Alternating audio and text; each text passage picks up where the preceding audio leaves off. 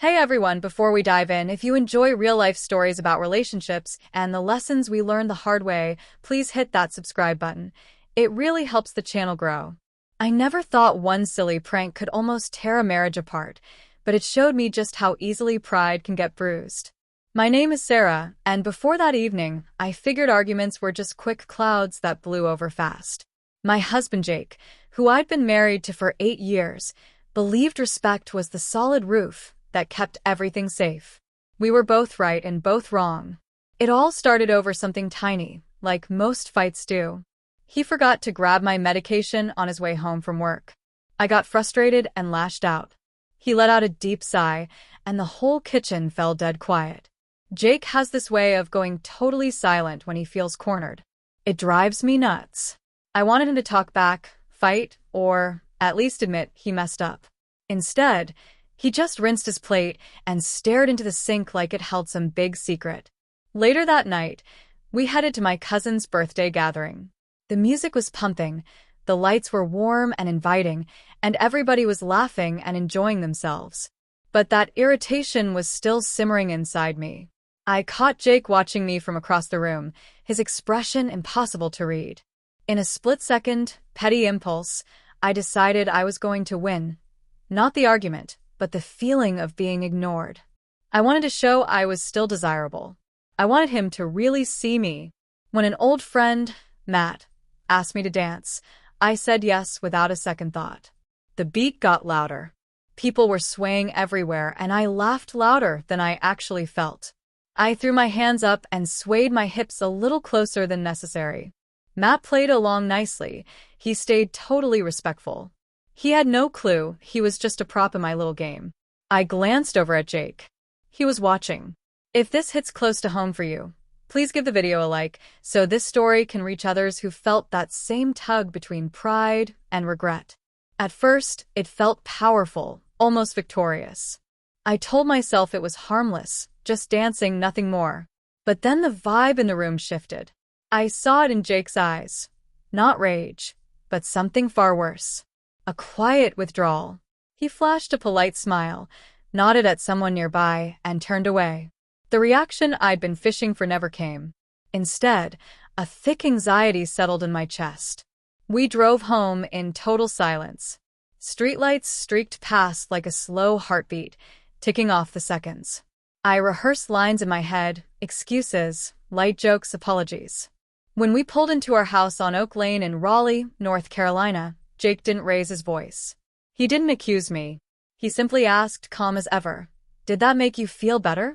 I blurted out yes, because admitting anything else felt like an even bigger defeat. That night, he slept on the couch. The next morning, he was already up and dressed when I came downstairs. He brewed coffee, poured just one mug, and took it out to the garage. I followed him, heart racing, and insisted it was only dancing.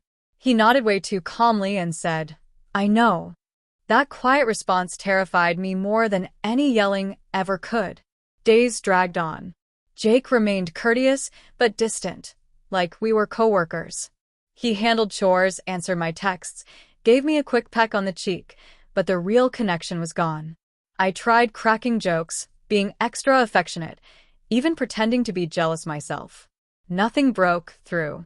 It felt like our marriage was trapped behind clear glass. I could see it, but I couldn't touch it. Let me know in the comments, was my dancing truly innocent, or did I cross a boundary that's hard to come back from? I'd love to hear your honest opinions. The shift finally came about a week later. We were at another small gathering, low-key and relaxed. I spotted Jake across the room again, but this time a woman walked up to him. She laughed at whatever he said and lightly touched his arm. My stomach twisted. When our eyes met, he didn't look away. He looked straight through me. On the drive home, I snapped. I accused him of payback and playing unfair. He listened without interrupting, then pulled the car over. The engine ticked softly as it cooled. He said, "I didn't talk to her to get back at you." Then his voice cracked a little. I talked because someone was actually listening. That tiny break in his voice shattered something inside me. I suddenly understood what I'd truly done. I hadn't danced with another guy to win an argument. I danced to feel seen. And in doing that, I'd sent my husband the message that he wasn't enough to make me feel seen. I apologized fully, no defenses, no excuses. I admitted I was terrified of being invisible, of fading away. He admitted he was terrified of being disrespected, of becoming invisible in his own marriage. In the weeks that followed, we set some basic ground rules that actually meant something. We put phones away at dinner. We learned to hit pause on arguments instead of stonewalling, waiting until we could both speak without keeping score. I learned to voice my feelings plainly before they turned sharp. Jake learned to stay present instead of closing off. We worked on repair, those awkward, honest moments after screw-ups where truth matters more than polish. Sometimes we slipped up. Sometimes we laughed at how ridiculous we'd been. Sometimes old wounds poked their heads up to see if we'd really changed. Months later, we returned to that same house for another party. Music filled the air. People were dancing. I reached for Jake's hand and drew him in close. We started off a little stiff, then found our rhythm. It wasn't just dancing for fun. It was deliberate. It carried weight. If you believe small choices can either strengthen or shatter relationships, please like this video, drop a comment sharing what you took away, and subscribe for more real stories that confront tough truths and help us choose better next time.